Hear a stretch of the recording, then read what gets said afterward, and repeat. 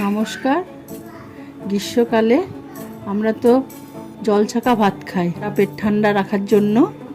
তার জন্য ভাতটা তো কিছু দিয়ে খেতে হবে। যা কী দিয়ে খাবো? আলু সেদ্ধ দিয়ে খায়, আলু ভাজা দিয়ে খায়। আজকে চলুন না দেখি আর একটা কী দিয়ে খাওয়া যায়। আজ একটা নতুন ধরনের রেসিপি দেখাচ্ছি জলছাকা ভাত খাওয়ার জন্য। চলুন রেসিপিটার জন্য কি কি নিতে হবে সেটা দেখাই। কাঁচা লঙ্কা কুচিয়ে নিয়েছি, তার মধ্যে নুন দিয়ে দিচ্ছি, সামান্য নুনটা দিয়ে সুন্দরভাবে চটকিয়ে নিতে হবে। ঝালটা বের করতে হবে। লঙ্কাটা চটকানো হয়ে গেল। এবার এক মুঠো পেঁয়াজ দিয়ে দিলাম। পেঁয়াজের পরিমাণটা একটু বেশি করে দিলে ভালো লাগবে। এবার পেঁয়াজটাকেও চটকাতে হবে সুন্দর করে।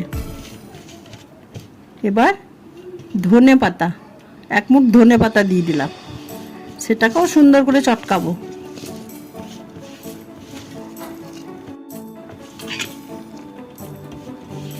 চটকানো হয়ে গেছে। এবার সামান্য সর্ষের তেল দিলাম। তেলটা দিয়ে আবার আমি ভালো করে মাখিয়ে নিচ্ছি। এরপর দেখুন কি মাখাচ্ছি আমি। এই যে চপটা কিন্তু বাড়িতেই তৈরি করেছি সকালে।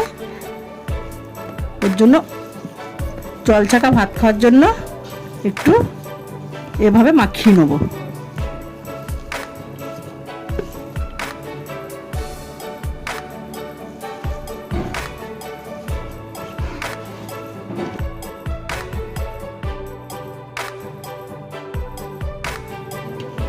জলছাকা ভাত খাওয়ার জন্য রেসিপিটা আমার রেডি।